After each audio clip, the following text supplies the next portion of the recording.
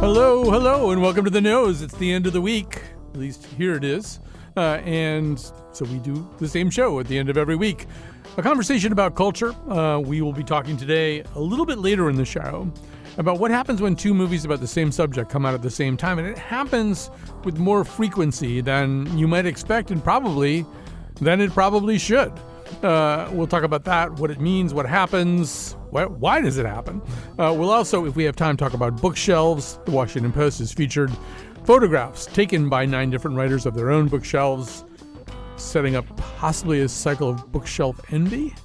But we're going to begin with a kind of a massive undertaking, which is the 6-part bio documentary of Paul Newman and Joanne Woodward, the last movie stars. It is directed by the actor Ethan Hawke, and apparently the director Ethan Hawke as well. And here to talk about it is a wonderful panel, starting with Rebecca Castellani, the co-founder of Quiet Corner Communications, a freelance writer, and this is not well known, the dolly grip on the A camera for The Fugitive Kind. So she certainly is very rooted in the subject matter. Ileana Douglas, right. Ileana Douglas is a movie star. And in fact, we are prepared to announce today, it's pretty exciting, we have named her the official movie star of the Colin McEnroe Show. But she also, she knows her movies, as you will see very, very soon. Tanisha Dugan is director, producer, and arts consultant. I'm not sure the Newman-Woodward tie-in there. It's not in her bio, but I know it exists somehow. So, you know, Ileana, we should probably begin with you. You know these people. You knew one of them. You know one of them. You've had some contact with them, and so I'm just sort of wondering what a 6-part docuseries on subject that's, you know, this is a source of fascination to you. You've done these kinds of presentations on Turner Classic Movies where, you know, you kind of talk through certain aspects of a movie. This is not that. In fact, it's kind of hard to say what exactly this is. It's a little bit different from projects that you might try to lump in with it. I would say that thank you for having me on, but I was thinking my biggest takeaway is that, you know, with the flaws in the documentary that it has, that my biggest takeaway is that it does represent an era of glamour. And when there was really a respect for acting, that's what hit me in the solar plexus the most, was when it felt really great to be an actor and that you wanted to use your celebrity not only to be a great actor and a better actor and a competitive actor, but you wanted to bring some good into the world. And that was the saddest part for me. And he does seem like there is no other star that I can think of that has done so much in terms of charitable resources. I mean, you know, I've got his lemonade in my refrigerator, you know, so we still have this reminder. Right. The face never completely goes away. But, you know, Tanisha, to Ileana's point, about, because it is called The Last Movie Stars, even though there are movie stars still, and there are movie stars connected to this project. We haven't really talked about the unusual format of this project. But one thing that I'll say right away is part of the format involves Ethan Hawke on Zoom conferences with all kinds of actors who are, for the most part, just his friends, but they've agreed to work on this project, either by voicing other parts, voicing the roles, essentially, of other real people who mostly are no longer with us, or by just kind of chopping it up with Ethan about various movies. And one thing that occurred to me was, you know, Tanisha, you know me well enough to know what I'm saying here. I don't really have a lot of opportunities to look down on other people's hair or coiffures, you know. And one thing I learned about male movie stars of the Ethan Hawke generation is if they're not on set or anything, they don't care how they look. I mean, Sam Rockwell's hair is notably worse than my hair is, and my hair's terrible. Well, you know, I mean, there's a lot of labor in one's look when you are in the middle of production. So I think part of it is like the proverbial unbuttoning your pants after Thanksgiving, which is like, that's Jeffrey Toobin. That's a whole other documentary. Exactly. Like, I'm no longer this person. I'm gonna just be, which I love. Ileana, I love that you sort of brought up this what we call golden age of acting. I am, I trained as an actor, so this entire, series for me was such a love letter to the craft of acting, and as somebody who trained with actors from the neighborhood, it was. I went to the neighborhood playhouse too. I saw that. I then went on a deep dive of you, and I was like, all right, I must know. It was amazing. And to see Sandy Meisner sort of talking, like thinking about spending an entire semester on Meisner technique and this culture of artists and players and makers who were really investigating humanity and then putting it on screen for us was really stunning. And to see that sort of craft of acting move from something that did feel a little removed and theatrical to this kind of realism that we've come to know as Western performance is really beautiful. And, I think you're right. There are the Juilliards and the YSD, the Yale School of Dramas that still sort of maintain a bit of that energy, but it's a different kind of collection of artists than existed at that time. And so you don't have studios coming in and plucking these artists really from these schools. You've got, the kids coming out of Juilliard and YSD and NYU grad, but you also have like the TikTok stars who have no sense of craft and are just being themselves, And to your intro, Colin, before you move off of me, I actually do have a personal connection to PN, and that's my roomie, the father of my children, was a benefactor of his generosity and kindness.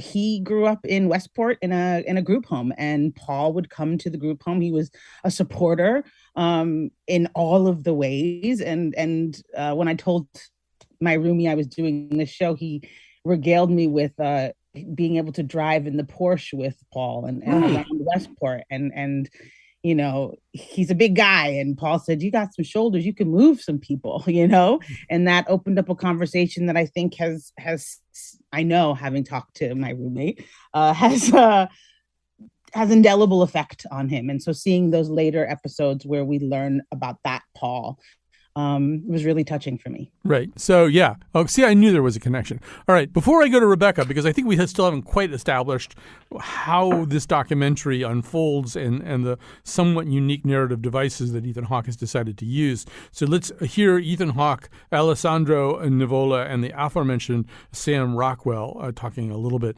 about what's about to happen. Right before the pandemic started, one of Paul Newman and Joanne Woodward's kids approached me to direct a documentary about Paul and Joanne.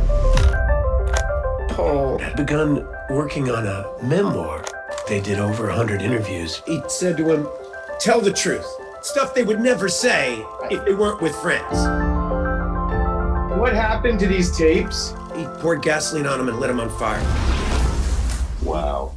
Except they had them all transcribed. I'm trying to turn it into kind of like a play with voices, a community looking back. So I may not still be clear, but so what happened was Woodward and Newman had sort of green lighted this whole project where there would be these kind of oral history interviews with all kinds of people, including family members, including even Paul Newman's first wife, and also actors and directors and people like that who were very close to them. And so the sound no longer exists. So Hawke has tried to recreate this, having George Clooney do the Paul Newman stuff from the transcript, Laura Linney doing Joanne Woodward from the transcript, Elia Kazan plays Paul Newman's first wife. Play is the wrong word, voices, I guess maybe. Karen Allen is Joanne Woodward's stepmother, and on and on. Sam Rockwell plays the director of Cool Hand Luke, for example. And I'm going to mess up his name, although I actually saw him in Prom on Broadway. Brooks Ashmanskas does a pretty sterling Gore Vidal impersonation. So, Rebecca, but there's something about, I feel like we're watching kind of on-the-job training a little bit. I feel like at times I'm watching Ethan Hawke figure out how to do a documentary, and in a very sort of postmodern way, he's decided to include all of that. and it's all of that in the finished product deliberately doesn't look finished. And I was sort of charmed by that at first, and then I started to struggle with it a little bit. I'd love your thoughts, though. I kind of had the same experience. At first, I was this took my breath away. I watch a lot of documentaries. They're mostly murder centric. This is not really something that I would naturally gravitate towards.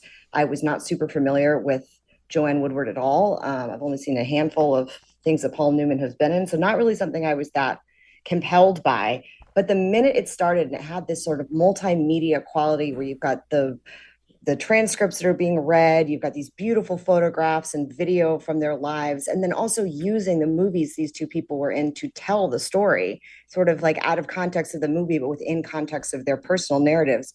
It felt like a living art installation, and it felt like you were watching the artist in his studio. And I don't know if this is just something that was a natural byproduct of the pandemic and quarantine, but it kind of reminded me of Bo Burnham's Inside in that same way. It was unfinished and raw, and this is the art I need to make right now.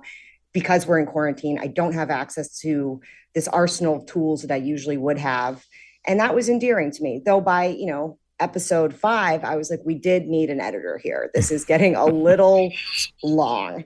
But other than that, I thought that the context and the way it was all framed and presented was one of the most compelling, interesting things. Obviously, the love story is amazing. The acting, golden age of acting, amazing. Their sex life, compelling, shocking. I felt I should look away at sometimes. But on the whole, my biggest takeaway from this was how innovative this type of a documentary it is. And I really hope we start seeing this sort of like artistic mixed media hybrid model for future documentaries, because I thought it worked really, really well. Yeah, there are times where this is very charming, and you'll see, I don't know, Ethan Hawke's dog will get up behind him, and, or he'll be moving the laptop around to get into a better Wi-Fi spot. Or this is stuff that ordinarily I think would wind up on the cutting room floor, so to speak. But Ileana, I'd like to maybe build a little bit on what Rebecca was just saying, which is this project seems to be about so many different things, ranging, as she says, from the personal and, yes, even sex lives of the star couple and their family drama, to issues of acting technique and projects and awards you didn't win, and just movies that people love. And I mean, it's about everything. And I think there's a risk when you try to make something like this about everything, which is that you leave people with, they don't really have the climbing ropes sometimes that they need to get up to where you are. Well, I mean, as a documentary, I don't, again, is this a more modern approach that you're not supposed to have really a point or a center? Because, that's what I wondered. I was like, well, maybe somebody else sort of loves all these tangents, but therefore, as a viewer, when I'm home and I'm thinking, well, what did happen with their marriage? Or, you know what I mean? What was this obsession that they constantly had to do movies together? I mean, it sort of reminded me, the way Tom Cruise and Nicole Kidman were in Eyes Wide Shut, where there's almost like a desperation, like, see how sexy we are together on screen. And then the other, Chris, the biggest issue for me is, I thought they would have spent more time, on the fact that he really was. They created a dynamic that she was a great actor and he was the sex symbol. And then they would cut to something like The Verdict, which was so amazing that you'd say, well, he is an amazing actor. And what they stayed away from, I thought a little bit, was it the reason I felt that he never really won an Oscar is that he was daring enough to play these characters that lacked morality. They weren't vulnerable, and they didn't, and like Cool Hand Luke or The Hustler or HUD, of course, the biggest one of all. And so, and then that when he did win an Oscar, he was indifferent. They built a slightly different narrative of like, oh, and he didn't go there. I didn't know if that was exactly true, but again, I don't know if that's the way, that was the narrative, so it chose when it wanted to have a certain narrative.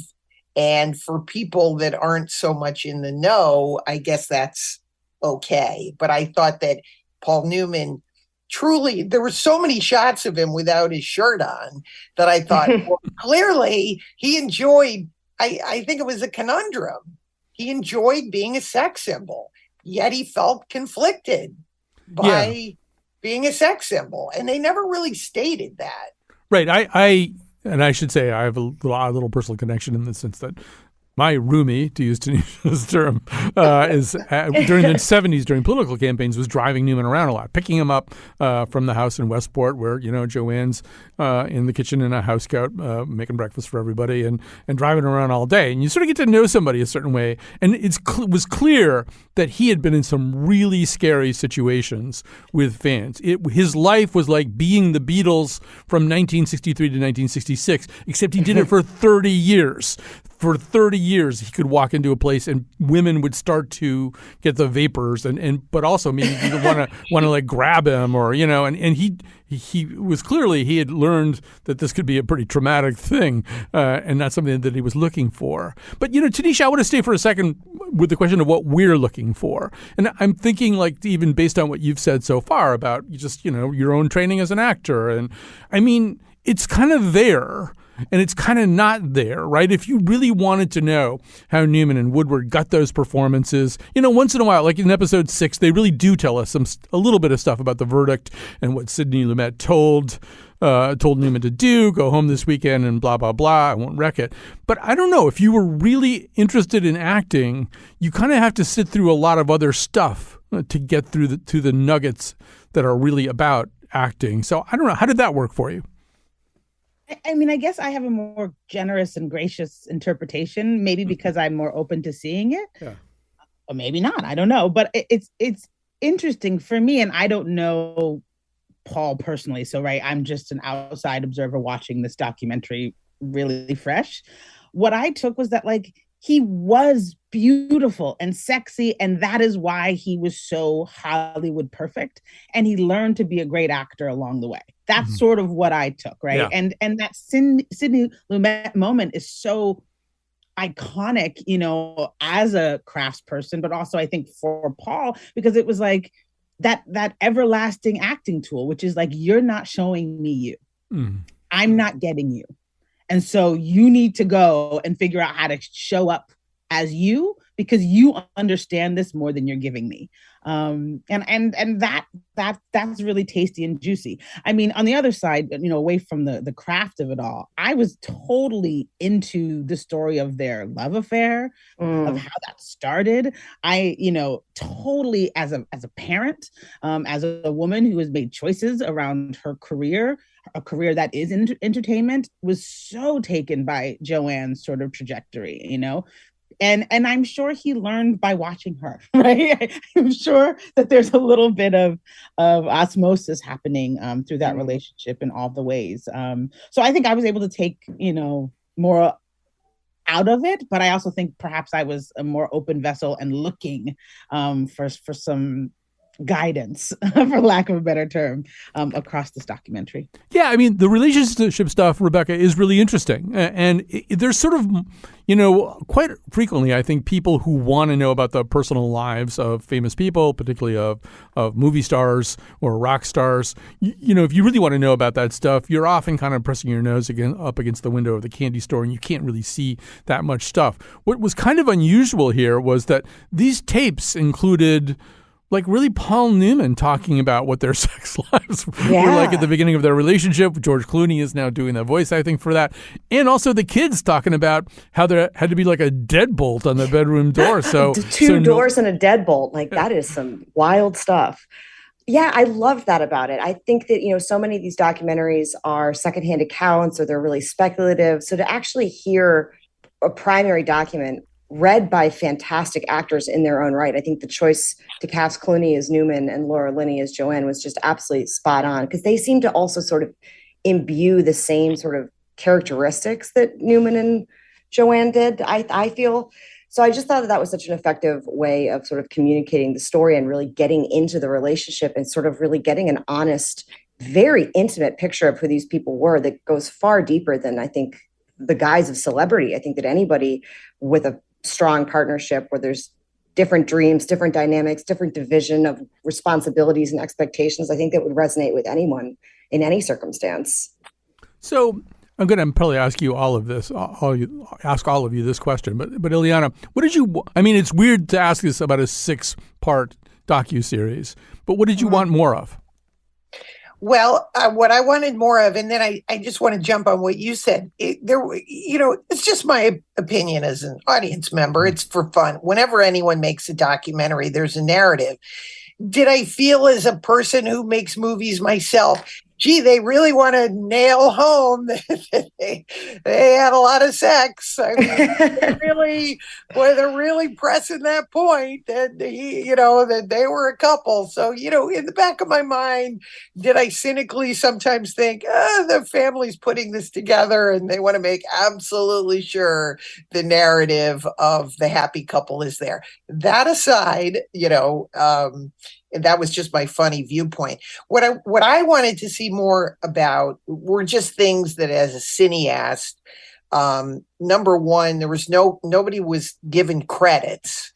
So, when they're working on HUD, I would have liked to have seen my grandfather's name, Brandon DeWitt, Patricia Neal, the James Wong Howe, how they rehearsed HUD for 6 weeks like a play, how he stayed in character the entire time, and just how much of a commitment that he had. He found that project himself. It was a book by Larry McMurtry.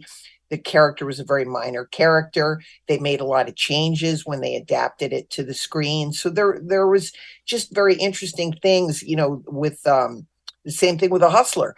I see Jackie Gleason and he doesn't have a credit under his name, or Piper Laurie.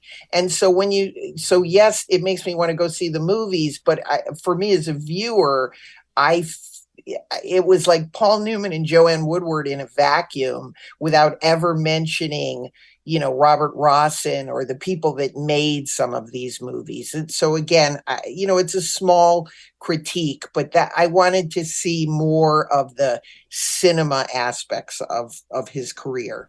Well, I think it's particularly the point that you're making, particularly about some of the older movies, is an important one, because a lot of people don't know who these people are. I mean, I know who these people are, but I'm old, and so, I think that's sort of a weird omission.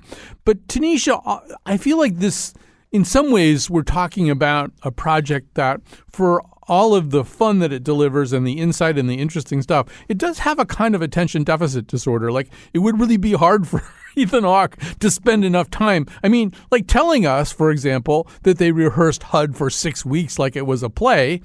That would be a good thing for us to know. But I just don't really think that there's something about the attention economy of this thing where it just can't really do that for some reason. It's interesting you bring that up, because I think that was one of the things I picked up about Ethan through this documentary, which is that he seems to be quick and fast and moving, even as he's interviewing and talking with the other collaborators. I think you're right. I think there is a bit of, this is not a long form, even though it's 6 episodes. And I think it's trying to be of this time of things that move so fast. I mean, you bring this up and I think of that movie, that TV show, I want to say it's called like The Kitchen or The Bear, which also is like, in this like moving super fast, no scene lasts for longer than 3 seconds. And I think, you see that in the mixed media and the usage of how the story lays out. And I wonder if that's just a function of producers giving notes, and being like, this is how, in order for this to stay interesting or entertaining, we have to move it faster. I just wonder, because I do think, given the 6 episode arc, there is space, if you wanted to actually give space within these chapters to, instead of tackle all of the things in every episode, really sort of, go down a path. I think, episode 5 in some ways does that with his son Scott, but actually doesn't really give us enough space around Scott and that story and how it impacted the family for real. So you kind of have to like catch glimpses. I think I read an article in which it says that they revealed that Scott was abusive to his sisters. And I was like, I saw that episode. I don't remember that being revealed.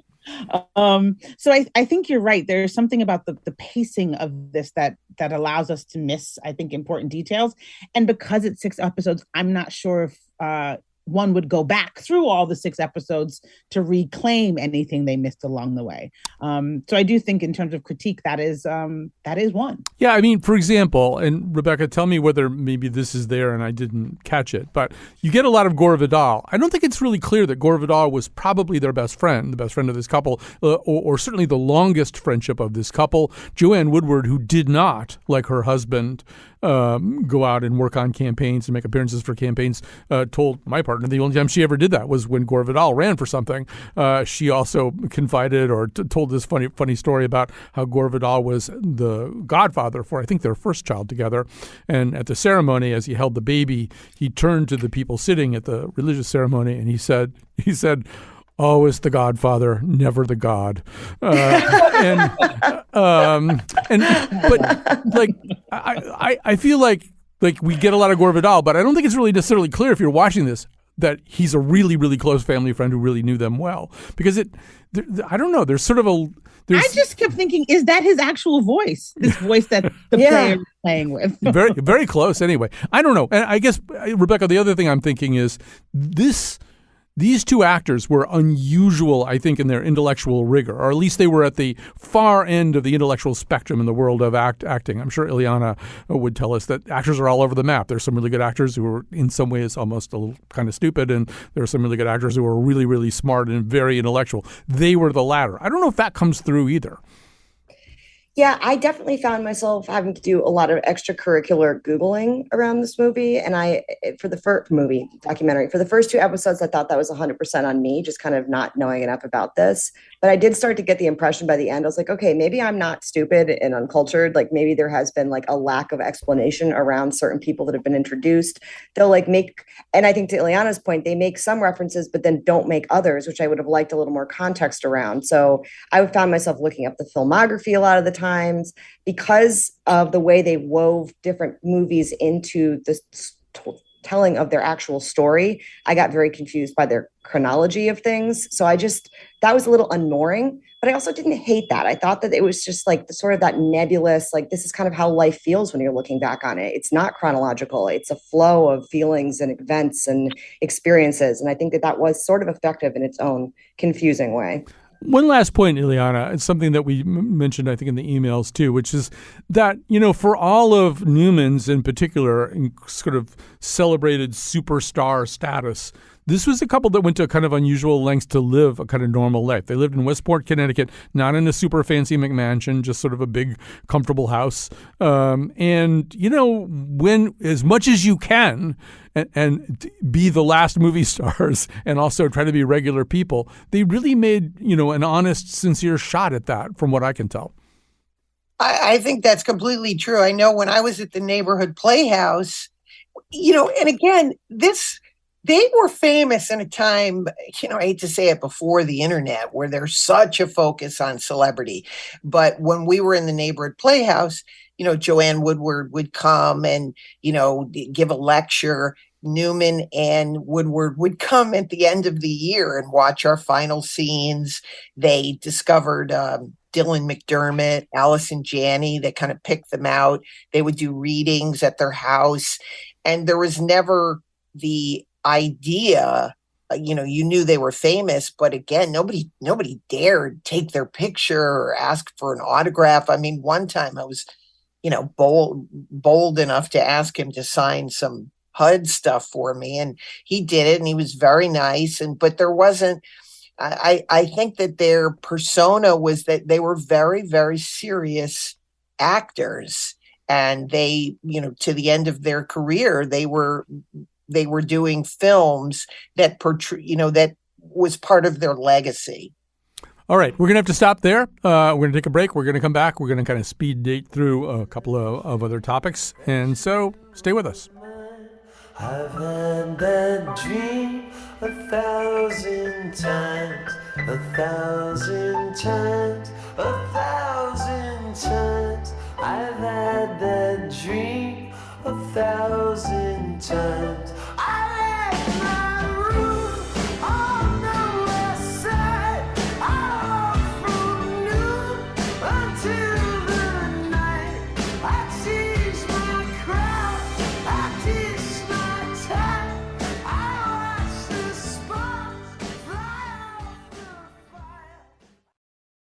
Welcome back to The Nose. Our panelists this week are Rebecca Castellani, Ileana Douglas, and Tanisha Dugan. I do want to say that Ileana is going to be on next Friday also. I think we've been putting together a pretty massive show about rom-coms that's going to have to be divided into 2 podcasts and stuff like that. But she and David Edelstein will be on talking about rom-coms.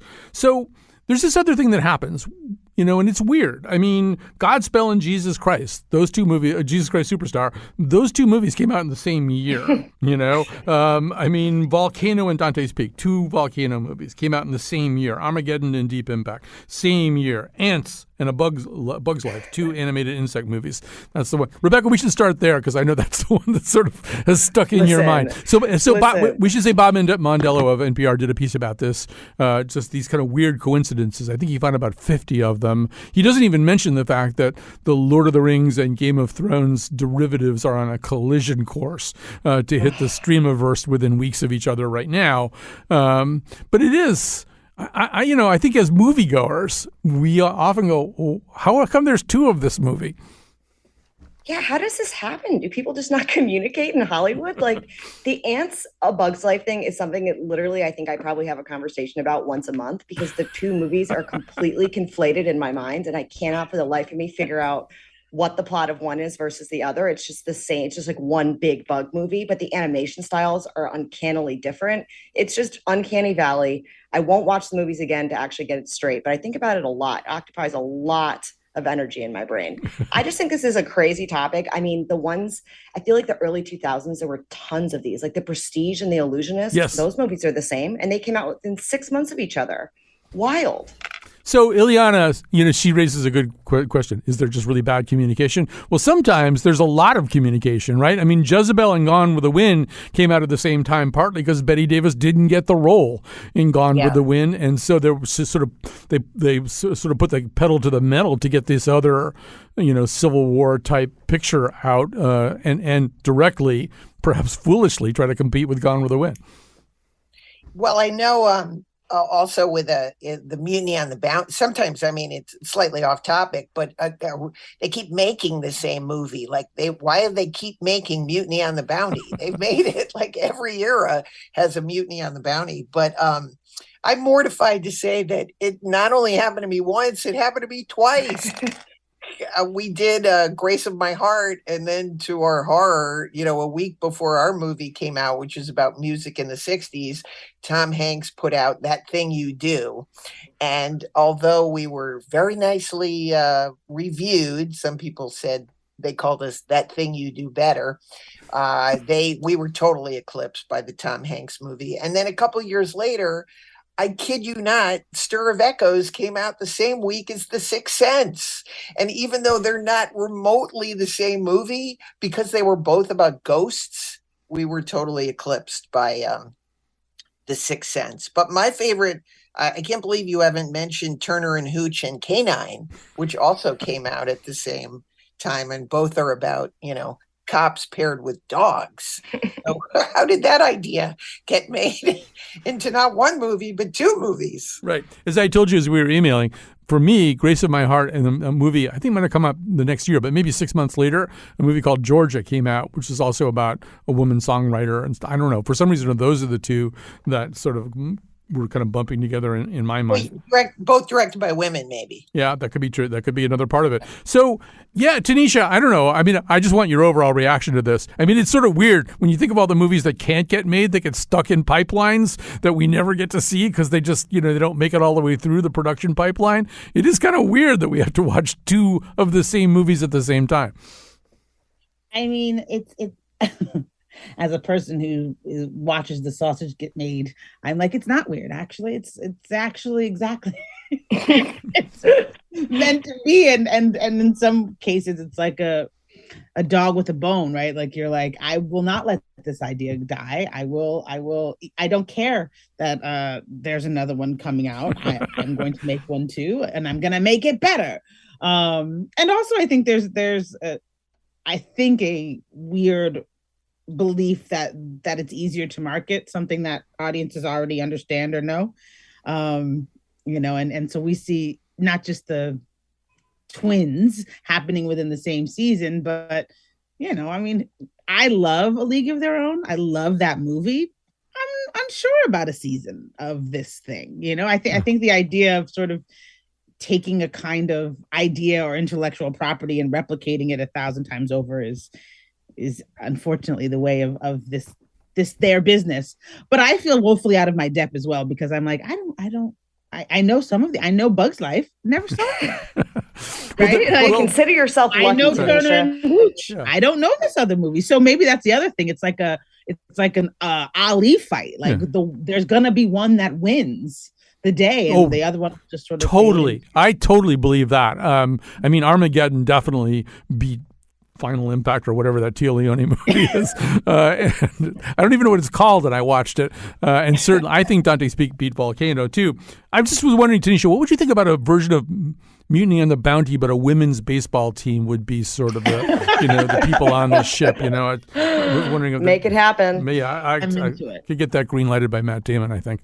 All right, so we have to switch gears really, really fast here. We don't have a whole lot of time to talk about this, but I just know it's a subject that is kind of near and dear to people's hearts, and that is the subject of one's own bookshelves. So today, the Washington Post did this thing where they asked 9 writers to photograph parts of their book collection, parts of their bookshelves, and I guess their favorite bookshelf for what social media might refer to as a shelfie. And so they did. And so I don't know. I'm just going to kind of generally get your reactions. I know, Ileana, you've just written a book, right? So you're probably starting to think about bookshelves that might have that book on them someday. But I'm also just thinking, just in terms of your own bookshelves, how do they match up with those in the Washington Post? Well, I don't know about you guys, but one of the things I was the best part of quarantine COVID was like watching CNN and looking at people's bookshelves. Yes. Seeing what they had in the back. And then suddenly it shifted from bookshelves to guitars. I don't know if anybody noticed, right? Like okay, he wants me to know he plays the guitar. But no, this office. More democratic, the guitar. Yeah. I moved to Connecticut, and this is the best office I've ever had. It's a room and every wall is bookcases. So I painted it lime green, and I finally in one room have every single movie book from when I was a little kid. I finally have everything out, and I can have all my little displays. I mean, I don't know if, what I like to do is sort of pretend I'm in my own, Meg Ryan movie where everything looks like a set, and you've got perfectly placed books and then pictures of you getting awards so that somebody comes in and goes, "Oh, I didn't know you got an award for that." And, you can I have my grandfather's Oscar, and it just looks casually placed, but it's all there for a very, very specific reason. That's my idea of a good bookshelf. Actually, having visited Joyce Carol Oates and seeing her electric guitar collection, I can just tell you that, a lot of these authors, they're just very into their guitars. That I made that up. So, Rebecca, how about you? What was your reaction to these bookshelves? I love it. I feel like it's very psychologically illuminating how somebody chooses to organize their books. Personally, I like an alphabetic approach. I like to also sometimes organize by theme, but I'm running out of bookshelf space. So I've also now started implementing stacks of books that I sort by color. So I'm really chaotic, and I'm doing multiple sorting motifs at this moment in time, which I'm fine with. I think that's sort of apropos of my current state. Yeah, I liked Ellen Hilderbrand, I think, who she has just, if you have a really special book, if she has one of your books and it's just really, it kind of graduates to this one shelf that is just the favorites. Yeah, I love that. I like that concept anyway, that it's not grouped thematically, alphabetically, or by the color of the cover or all these other ways that people use, but just these are my favorites. I could sort of see doing that if I had any real bookshelf space at this point. So, so Tanisha, how about you? So I have to reveal something about my approach to this show, which is that we'll get a list of suggestions, and I always do a hot take. This is like before I've read anything, before I've like dived into anything. I just have a hot take, and I tend to share that out. So my hot take on this was Oh, I love styling a bookshelf. I love the color code. I love the backwards. You can't really see the binding, which is completely ridiculous, but beautiful. And then I went down this rabbit hole of like, what did the bookshelves in my house actually look like? Mm-hmm. And they're actually, depending on where in the house the bookshelf is, they serve a different function or a different organizational capacity. And I learned today that the books nearest to my heart, or the things that I am like, that are actively like serving my mind and my spirit and my brain right now, are right by my bed. And then there are things, bookshelves around the house that also serve other things. And my favorite is the performative bookshelf, which are all of like, the great classics and the things that Black intelligentsia should have and should read, that like are in a public space, which I find heartwarming and hilarious. But this was a fun, like once I actually dove into other people's shelfies and my own, I was sort of like, oh, this is actually a kind of Rorschach of how you live and consume a particular kind of culture, which is really kind of cool. I have just one really quick observation, which is in the age of Audible and other audiobooks, it's sort of weird that there are some books that are very important to me that I don't own copies of because I listen to them, which is unusual. I also want to say that Emma Straub and I own a lot of the same books and like a lot of the same books, despite the fact that I've never read an Emma Straub book or been tempted to. So, but maybe I should now. All right, we have to take a break. We're going to come back. We're going to make some recommendations, do some endorsements, all that kind of stuff.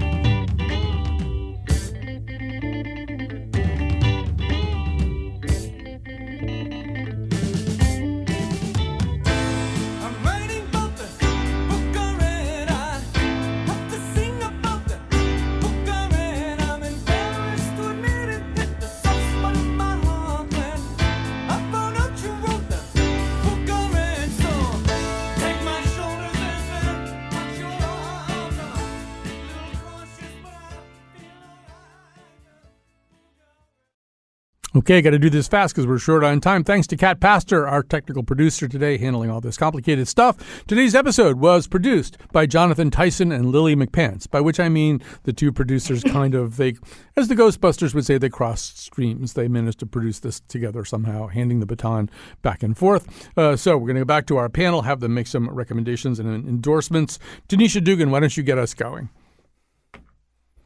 Okie dokie. I'm going to start with a recommendation for a play that's opening in Hartford on August 5th. It's called Believe. It's a wordless, immersive theatrical experience by the Other Voice Company, which specializes in works that are non-vocal.